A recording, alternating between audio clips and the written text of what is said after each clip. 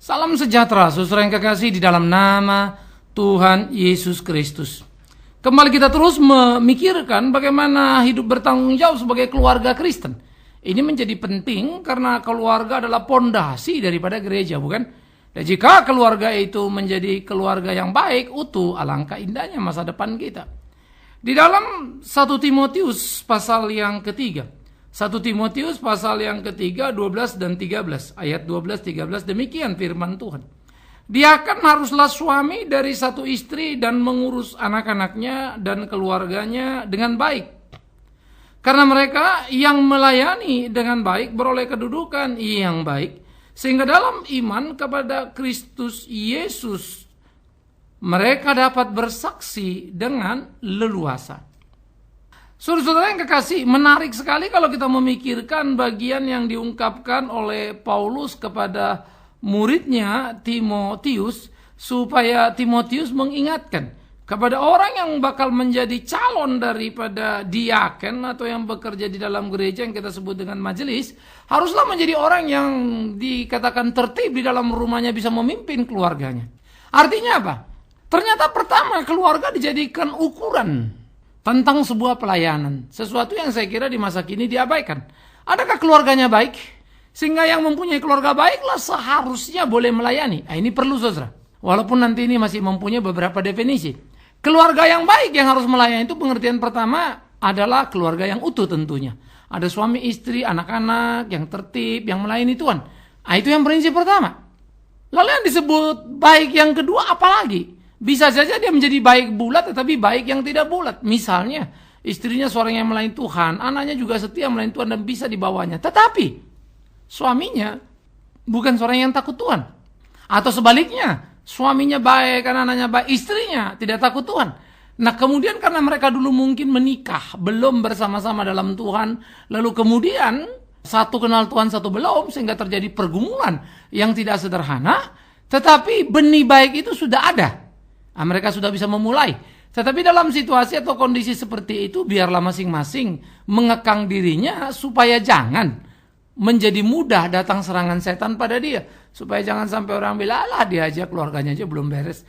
Itu akan menjadi sesuatu yang tidak menyenangkan tentunya, bukan?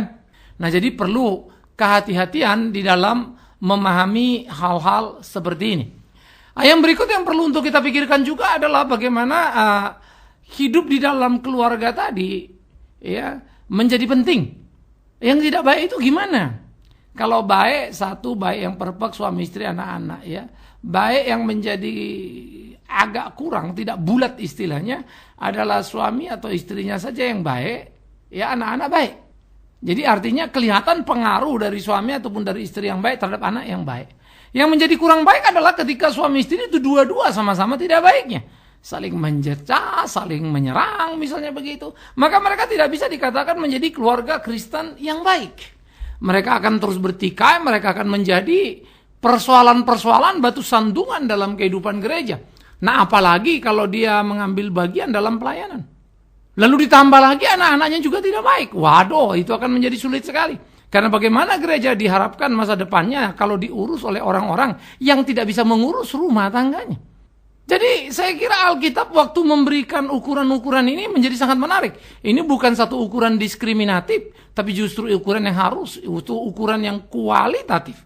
Itu perlu untuk ditumbuh kembangkan, perlu untuk dipahami, perlu untuk dimengerti, perlu untuk disadari betapa amat sangat diperlukan sebuah konsep kehidupan yang bisa dipertanggungjawabkan di dalam hidup sebagai keluarga. Jadi saudara yang kekasih, saya kira biarlah kita mulai dengan diri kita, berani meneropong diri kita, berani menilai kehidupan kita. Supaya kita jangan terlalu sederhana dulu dalam soal-soal di gereja misalnya ya. Seringkali kekisruan, keributan yang diurusin adalah menyangkut masalah teknis administratif misalnya. Tapi kualitas kehidupan kita tidak menjadi perhatian. Seseorang sah-sah saja dianggap melayani karena memberikan kontribusi ekonomi yang tinggi misalnya. Bukan lagi nilai moralnya. Nah kenyataan-kenyataan ini sebetulnya menjadi satu kenyataan-kenyataan pahit yang tidak menyenangkan, bukan? Tetapi ini menjadi sesuatu hal yang tidak bisa terbantahkan, itulah kehidupan. Nah karena itu mestinya Tiap keluarga menjadi orang-orang yang sadar diri, membersihkan diri. Sehingga mereka oleh pertolongan Tuhan dilayakkan menjadi bagian daripada pengurus gereja atau yang mengelola gereja Tuhan. Jadi gereja harus memiliki dasar-dasar seperti ini. Kita mesti mempunyai keberanian terhadap nilai-nilai seperti ini. Kalau gereja bersifat pengecut, tidak berani mengkoreksi diri dalam pengertian personal-personal tadi, kita hanya akan menciptakan satu duri-duri di dalam kehidupan bergereja. Kita akan menciptakan beberapa kerikil-kerikil yang bisa menyandung, membuat orang terjatuh dalam kehidupan berjemaat. Dan ini akan menjadi amat sangat berbahaya sekali. Mestinya itu tidak boleh terjadi. Ya, supaya kita jangan terjebak di sana lalu menjadi bermasalah di sana. Tetapi bagaimana selanjutnya seharusnya kita menghidupi kehidupan kita. Dan kita berjalan seperti apa yang menjadi kehendak Tuhan. Sehingga hidup kita sungguh-sungguh menjadi hidup yang menyenangkan hatinya. Nah, jadi keluarga harus memperhatikan dirinya. Karena apa? Pertama tadi adalah keluarga menjadi ekspresi daripada kasih Allah terhadap diri seseorang. Kalau seorang istri, seorang suami dikasihi Allah, maka mereka hidup dalam kasih Allah. Maka mereka akan hidup saling mengasihi. Maka mereka akan menghasilkan keluarga yang penuh cinta kasih, bukan? Nah, ini menjadi ukuran pertama kan? Sederhana sekali.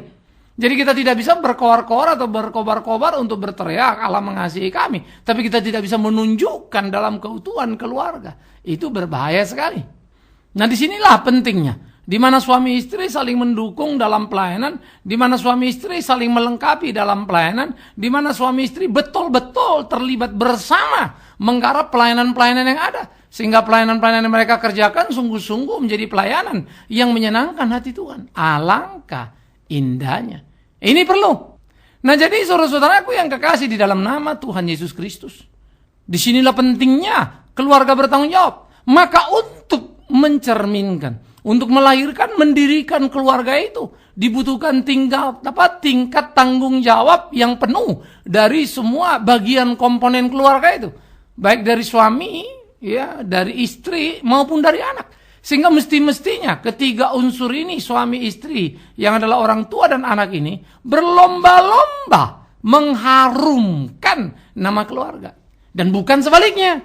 Nah, ini harus hati-hati. Dan bukan sebaliknya. Tapi berlomba-lomba mengharumkan nama keluarga. Sehingga semuanya berpacu untuk bisa melakukan apa yang memang mereka harus lakukan. Sehingga menjadi bagian daripada apa yang penting dalam kehidupan. Ini sangat perlu sekali. Nah, jadi saudaraku yang kekasih di dalam nama Tuhan Yesus Kristus, camkan dan pikirkan itu bagaimana kita melakoni kehidupan kita supaya sungguh-sungguh hidup kita menjadi hidup yang menyenangkan hati Tuhan. Ini perlu untuk kita pikirkan bersama-sama sehingga kita tidak menjadi salah langkah, salah kaprah, tetapi kita bisa melangkah dengan langkah yang tepat, melakukan apa yang menjadi kehendak Allah dalam hidup kita. Jadi keluarga, komponen yang ada dalam keluarga harus peduli, harus saling memperhatikan, harus saling melengkapi. Ya, ini amat sangat perlu, sangat diperlukan, tidak bisa dibantah, tidak bisa diabaikan. Nah, jadi hiduplah dalam terang firman Tuhan itu. Lakukanlah apa yang menjadi kehendak Tuhan itu supaya indahlah hidup kita, hari-hari kita, sehingga kita selalu bisa memainkan peran kita secara maksimal dalam hidup ini, sehingga hidup itu menjadi indah, bukan? Nah, inilah keluarga. Oleh karena itulah keluarga dibentuk menjadi satu kekuatan yang sangat dahsyat. Karena keluarga yang saling mengasihi akan menjadi keluarga yang kuat. Karena mereka saling membalut luka, menghibur dalam duka. Saling berlomba untuk menghibur satu dengan yang lainnya. Sehingga tidak ada kedukaan di dalamnya. Mereka saling berlomba untuk melakukan apa yang menjadi kehendak Allah. Sehingga mereka menjadi luar biasa. Nah, ini yang perlu. Nah, oleh karena itulah saudara-saudara yang kekasih di dalam nama Tuhan Yesus Kristus. Kita penting untuk memikirkan bagian-bagian dalam kehidupan kita. Kita lakoni, kita jalani sehingga kehidupan kita menjadi kehidupan yang memuliakan Tuhan tadi. Iya, dan kita akan mendapatkan ketenangan, kebahagiaan dalam hidup kita. Karena sebetulnya kebahagiaan keluarga itu bukan berapa banyak uang Anda. Kebahagiaan keluarga itu bukan berapa terkenalnya keluarga Anda. Kebahagiaan keluarga itu bukan berapa kuasa yang ada pada keluarga Anda. Tapi kebahagiaan keluarga itu terletak pada seerat apa persekutuan dalam rumah, sebesar apa kasih yang tersedia. Itu yang paling penting. Sehingga keluarga itu bisa melintasi berbagai kesulitan, kepahitan, kegetiran, berbagai kesulitan krisis ekonomi dan lain-lain. Itu bukan persoalan. Karena itu bagi saya sebetulnya ketika gereja sudah mulai memikirkan terobosan ekonomi masa kini dalam iman, ya berhasil dalam iman. Mau bagaimana berhasil orang malas, bagaimana berhasil orang yang tidak belajar hanya dengan berdoa. Kita kan bukan magic-magican kan, bukan dukun-dukunan. Tapi kekristenan banyak seperti itu. Padahal kita mesti menyadari betul pergumulan persoalan sebesar apapun dari setiap aspek kehidupan akan menjadi mudah diatasi sangat tergantung pada keseharian perjalanan keluarga kita. Jadi ini bukan soal nanti, soal besok begitu, bukan. Ini bukan soal ada bencana, ada persoalan, tapi soal tiap hari bagaimana kita menjalani. Wah, indah sekali loh saudara-saudara. Masa Anda tidak rindu itu? Karena itu ketika laki-laki seorang sebagai suami membenci istrinya, ngamuk-ngamuk melulu sama istrinya. Anda bodoh sekali. Kok menikah lalu marah-marah terus? Lalu bilang istri saya ini goblok, tolol, segala macam. Anda lebih tolol lagi. Karena Anda memilih orang tolol, bukan? Sadarkan dirimu kawanku. Ketika seorang istri berkeluh kesah, suaminya payah, nggak bisa cari duit. Suaminya payah atau dia seperti yang lain. Lebih payah lagi Anda menikahi orang yang Anda tersebut tak berdaya itu. Hargailah suami, istrimu, istri kepada suaminya. Alangkah indahnya, ini kita pasangan kita. Berapa yang kita punya, itu yang kita nikmati, itu yang kita pakai. Jangan neko-neko memikirkan sesuatu yang terlalu jauh dari kapasiti yang kita miliki. Iya dong. Anda kalau misalnya gaji 1 bulan cuma bisa dapat 5 juta tiap bulan untuk semuanya misalnya ya. Lalu mau mikirnya tiap tahun mau keluar negeri. Oh ya, yang benar sajalah. Ya kan namanya nggak tahu diri toh. Tiap tahun mau jalan-jalan keluar negeri. Kalau lagi nabung-nabung satu waktu bisa keluar negeri akan masih masuk akal. Ya. Nah itu jadi mestinya itu kan tinggal bagaimana kita kan saling mengisi, saling melengkapi tadi. Sehingga kalaupun orang harus menabung untuk bisa keluar negeri, itu pun menjadi kenikmatan tersendiri karena dilakukan dalam kebersamaan. Indah loh. Nah itulah keluarga. Jadi pola hidup internal ini harus kita bereskan dulu. Pola hidup internal harus kita atur dulu. Anak-anak yang nakal kita harus menyadari ada investasi kegagalan kita di sana. Sebagai orang tua mengakibatkan mereka seperti itu. Nah kita mesti koreksi diri. Entah seberapa besar pun kesalahan kita, tapi yang pasti adalah ada satu hal yang salah pada diri kita ketika anak kita menjadi nakal. Nah sekarang kita akan memikirkan saudara, bagaimana seharusnya hidup itu kita jalani dalam keseharian kehidupan kita. Bagaimana kita memainkan peran kita dalam hari-hari kita. Nah yang jadi penting, yang harus diperhatikan adalah pertama nilai-nilai yang harus kita junjung tinggi.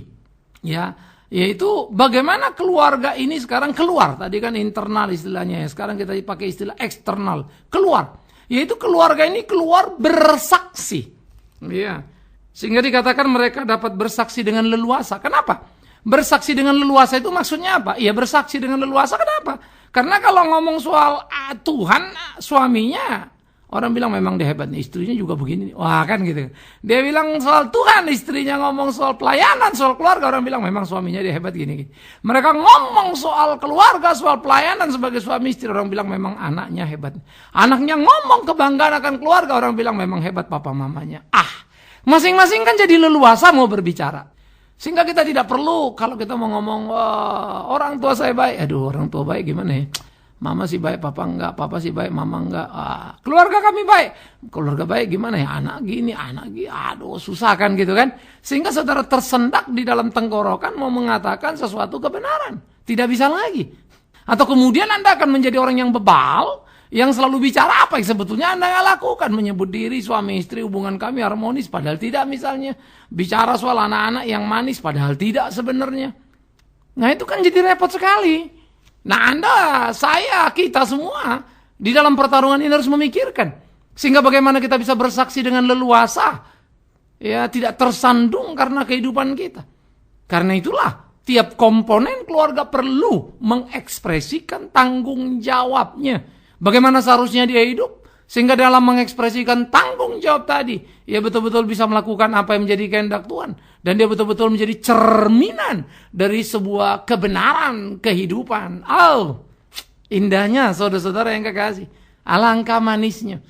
Oleh karena itulah saya pikir penting dalam hidup kita. Supaya kita jangan cuma terjebak di dalam ritual-ritual kegiatan gerejawi.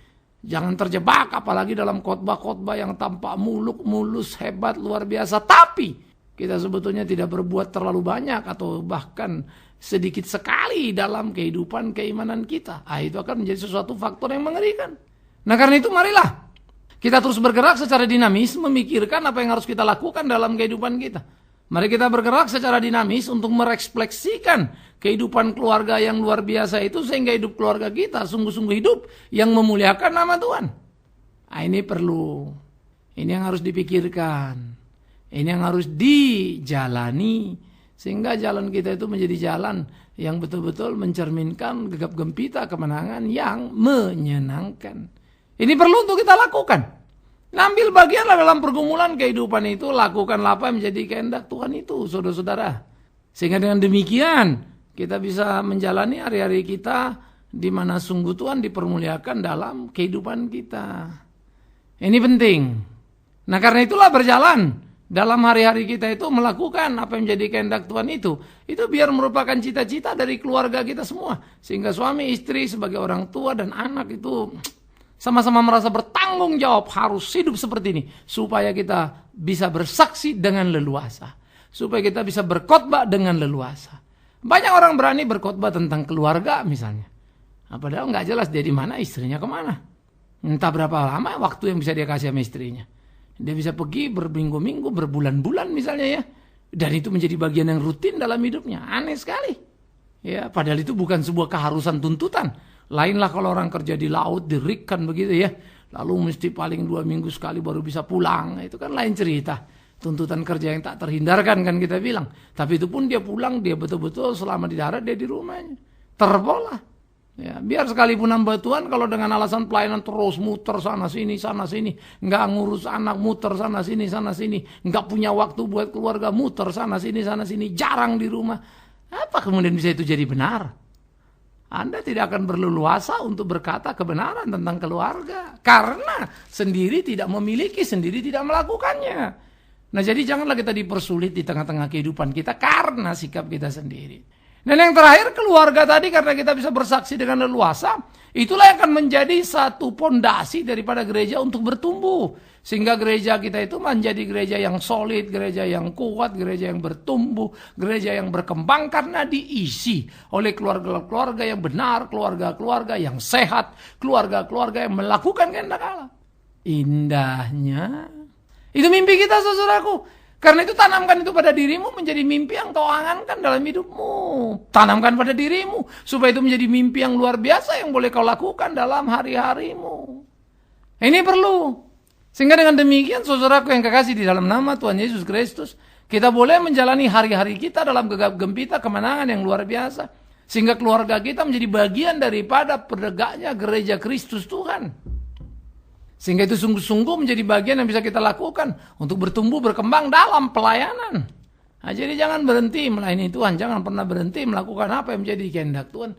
Terus bergumul, bertumbuh di sana untuk kemuliaan dan hormat bagi nama Tuhan. Anda luar biasa kalau lakukan itu. Iya kan? Sehingga keluarga kita bukan saja kemudian dia akan mampu menopang kehidupan bergereja, tapi keluarga kita akan terus mampu menopang kehidupan untuk bernegara, berbangsa. Alangkah luar biasanya. Nah ini juga perlu kita lakukan, perlu kita pikirkan. Sehingga hari-hari kita sungguh-sungguh menjadi hari-hari yang memuliakan nama Tuhan. Menyenangkan nama Tuhan. Nah jadi ambillah bagian dalam kehidupan kita saudaraku. Untuk kita bisa melakukan apa yang menjadi Tuhan mau. Ya, untuk kita bisa hidup, dihidupi oleh kebenaran itu dengan utuh. Menjalani hari-hari dalam kebanggaan. Karena kebenaran dari apa yang Tuhan tetapkan kepada kita semua. Nah jadi saudaraku yang kekasih, dalam bagian-bagian seperti ini, kita mesti menaruh respek kita, menaruh hormat kita yang tinggi terhadap keluarga kita. Dan kita berpacu dalam kehidupan kita, masing-masing menyadari menjadi bagian harum daripada keluarga. Kalau suami, istri sebagai orang tua, kalau anak ada pada posisi dan sikap pikir yang sama. Alangkah indahnya keluarga. Sehingga keluarga kita dengan leluasa tadi ya, bisa bersaksi tanpa kekhawatiran menjadi batu sandungan. Dan keluarga kita bisa memberikan kontribusi bagi pertumbuhan gereja karena kita adalah saksi dari gereja itu sendiri. Indahnya. Sehingga bertanggung jawab hidup sebagai keluarga Kristen adalah hidup bertanggung jawab. Di mana kita bisa menjadi kesaksian yang meneguhkan, kesaksian yang menguatkan. Maka saya pikir pergerakan gereja yang solid, gereja yang kuat akan membawa kebahagiaan, ketenangan, kerukunan dalam kehidupan berbangsa dan bernegara. Ini perlu. Sehingga saudara-saudaraku yang kekasih di dalam nama Tuhan Yesus Kristus, mari kita bertumbuh, bergaul dalam kehidupan kita untuk melakukan apa yang menjadi kehendak Tuhan kita. Sehingga hidup kita sungguh-sungguh menjadi hidup yang indah. Kan gitu. Nah, marilah kita berkeluarga dengan cara yang bertanggung jawab. Nah, kalau hari ini Anda sebagai anak rasa iya hidup saya malu-maluin orang tua nih. Sadar dong. Berubah, bertobat, jangan lagi ulangi itu. Begitu bila sebagai suami atau sebagai istri, aduh, kayaknya aku menyakiti pasanganku nih. Kita berubah. Kita pikirkan hidup yang sesuai dengan kehendak Tuhan, kita jalani. Ya, yang namanya rukun, manis, indah itu bukan berarti terus tanpa persoalan, tanpa permasalahan. Ya enggak lah. Tetap ada pergumulan, persoalan dalam kehidupan. Tetapi kematangan, kedewasaan tadi akan menolong kita semakin hari semakin menikmati kebersamaan, kebersatuan kita dalam hidup rumah tangga. Alangkah menyenangkannya saudaraku yang kekasih, kalau keluarga kita adalah keluarga yang rukun dan damai, sehingga kita bisa bersaksi dengan leluasa karena tak ada yang menyandung. Semua boleh bersaksi dengan leluasa, bahkan menjadi kebanggaan yang tak terbilang. Semua boleh bersaksi dengan leluasa dan itulah kekayaan yang paling hebat dalam hidup keluarga Kristen. Selamat menemukan kemenangan-kemenangan, gegap gempita itu dalam hidup kita. Kiranya keluarga kita sungguh boleh menjadi kesaksian yang memuliakan Tuhan. Tetapi ingat, itu tak datang sekejap. Mari kita bangun secara bertahap. Oleh pertolongan Tuhan, kita akan tiba untuk bisa berkata, terima kasih Tuhan untuk keluarga kami. Keluarga yang membuat kami leluasa untuk bersaksi. Amin. Mari kita berdoa. Tuhan, kami bersyukur, kami berterima kasih untuk cinta-Mu dalam hidup kami. Tolonglah kami, tuntun dan bimbinglah dalam tiap langkah melakukan kehendak-Mu. Kami berdoa supaya Tuhan juga tolong pimpin kami, mampukan kami, sehingga hidup kami hidup yang memuliakan nama-Mu, khususnya keluarga kami. Dan kami berdoa sebagai suami, istri, orang tua ataupun anak, ajar kami untuk bertanggung jawab penuh dalam kehidupan keluarga kami, supaya sungguh bisa menjadi saksi yang leluasa di mana Tuhan dipermuliakan di dalamnya.